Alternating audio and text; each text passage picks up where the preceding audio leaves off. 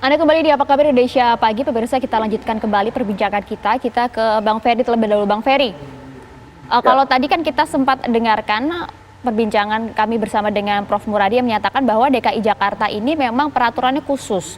Kewenangannya kemudian langsung dipegang oleh gubernur, beda dengan Jawa Barat dan juga Jawa Tengah. Apakah memang betul begitu, Bang?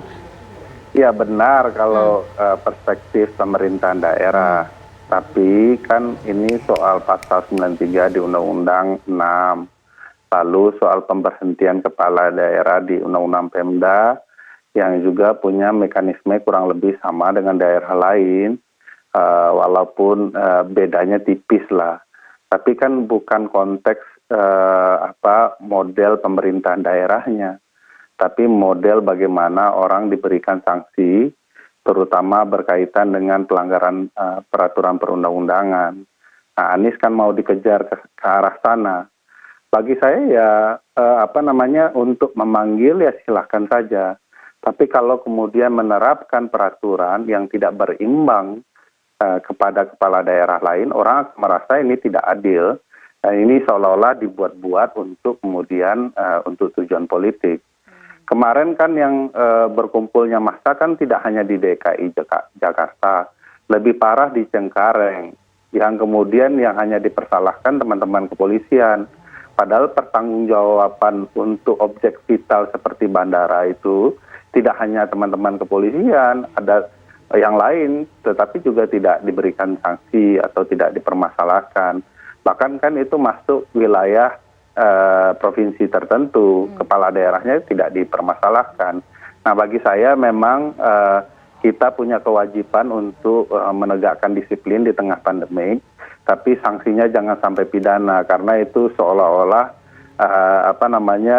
melihat masalah ini dalam skala yang sangat mikro ya, padahal mestinya ini harus dilihat bahwa ada ketidakdisiplinan bersama, baik pemerintah pusat maupun pemerintah daerah serta masyarakat yang memang harus secara bersama-sama berkomitmen untuk dibenahi. Oke, saya ke Prof. Muradi lagi. Anda mendengar pernyataan dari Bang Ferry, Prof. Syarat nuansa politisnya kental. Iya, saya ingin luruskan saja. Ini kan baru pada penyelidikan ya.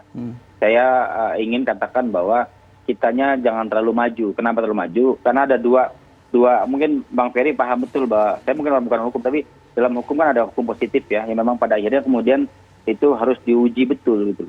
Jadi kalaupun kemudian orang berasumsi bahwa akan ada terjadi politisasi dan sebagainya, saya kira ya harus dalam konteks yang agak berbeda begitu, kira-kira seperti itu. Oke, Bang Edi. Ya. Gimana? Lanjut, Prof. Ya, jadi kalaupun misalnya ingin kemudian bahwa ini kekhawatiran publik ya kita awasi bareng-bareng. Pada akhirnya misalnya polisi akan juga dalam penyidikan dia akan melebar kan? Apakah dia melebar atau dia menajam ke depan gitu. Okay. Nah, dalam konteks ini ya saya kira perlu juga dilihat. Jadi kalaupun dia lihat bahwa ini seolah-olah ada politisasi, ini terlalu maju menurut saya, terlalu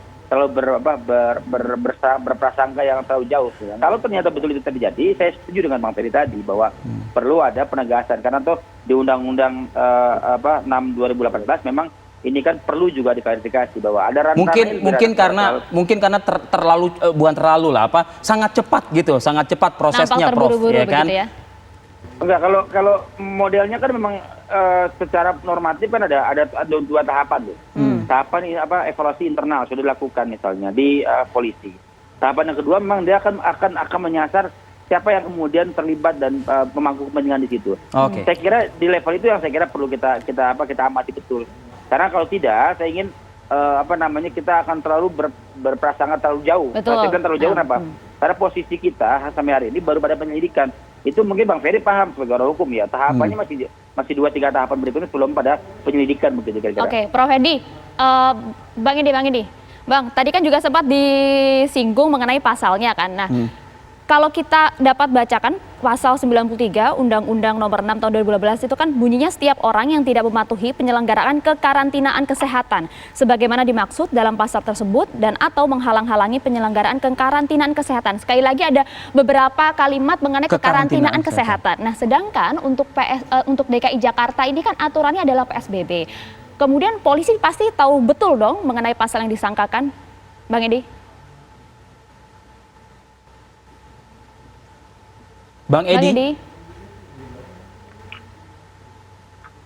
Nampaknya ada gangguan komunikasi lagi ya. Kita langsung berikan pertanyaan ini kepada Bang Ferry kalau gitu. Silakan Bang Ferry. Apakah sudah tepat pasalnya sendiri?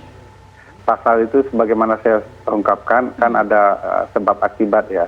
Kalau tidak ada akibatnya belum bisa. Lalu unsur yang menarik kan adalah unsur setiap orang. Berarti tidak hanya Anies tuh, seluruh peserta itu kena itu ya. Bayangkan berapa orang yang akan mau dipidanakan. Lalu tadi kan sudah disampaikan oleh Prof. Muradi bahwa ini kan hukum positif. Hukum positif itu hukum yang berlaku saat ini. Seingat saya banyak sekali yang bisa dikenakan kepada kepala daerah, terutama yang 270 dalam pilkada, karena orang berkerumun dengan kampanye, tapi kemudian yang diproses hanya Anies saja. Jadi memang akan timbul tanda tanya. Dan dalam konteks hukum pidana tentu saja kalau itu dikenakan tidak bicara soal DKI sebagai provinsi istimewa, tapi kalau pidana itu kan betul-betul erga omnes ya, kena semua. Apalagi pasalnya jelas menyebutkan setiap orang. Nah, setiap orang kok cuman Anies, kan begitu timbul tanda tanya yang besar bagi publik luas. Nah, perimbangan penting sekali di dalam hukum ya. Makanya ada azas yang menjelaskan bagaimana perlakuan yang sama di hadapan hukum. Nah, ini yang kemudian tidak tergambar dan bagi saya sulit bagi penegak hukum, pemerintah untuk menghindari asumsi itu. Karena di dalam presumption of guilty itu ada presumption of innocent ya. Orang boleh saja diduga, disangkakan sesuatu, tetapi yang dikedepankan adalah praduga tidak bersalah. Nah, kalau kemudian yang lain dianggap tidak bersalah, kenapa Anies digunakan presumption of guilty ya, praduga bersalahnya. Begitu. Baik, Bang Edi ini bisa dengar kita nggak, Bang? Dengar. Sudah bisa. Nah, Bang Edi, tadi kita sempat tanyakan bahwa pasal yang digunakan dalam pasal 93 itu kan adalah bunyinya karantina kesehatan begitu. Sedangkan untuk di DKI Jakarta ini kan kewenangan diberikan kepada gubernur begitu, yang dilakukan adalah PSBB. Nah, pasal ini apakah bisa disangkakan, Bang? Ya, saya kira gini ya. Memang ini nanti akan menjadi kajian-kajian penyidik ya. Apakah memang bisa disangkakan atau tidak. Nanti karena ini soalnya ini prosesnya sangat panjang ya. Bang? Sekali lagi adalah bukan berarti beliau bukan berarti banyak pihak di sini meminta keterangan adalah keterangan Pak Gubernur kemarin itu termasuk Pak Gubernur. Kita tahu Pak Gubernur juga sudah banyak melakukan upaya ya. Kemudian kemarin ada keramaian. Apakah sudah melakukan himbauan kepada yang bersangkutan? Apakah melakukan ini sayang sekali suara komunikasi kita sekali lagi berkali-kali dengan Bang Edi Hasibuan mengalami gangguan terus nih ya. Mungkin kita sudahi ya, mungkin Bang Edi Hasibuan di segmen ini. Kita jeda dulu sejenak, masih ada 2 orang narasumber kami berikutnya. Usai jeda pariwara berikut kami akan kembali.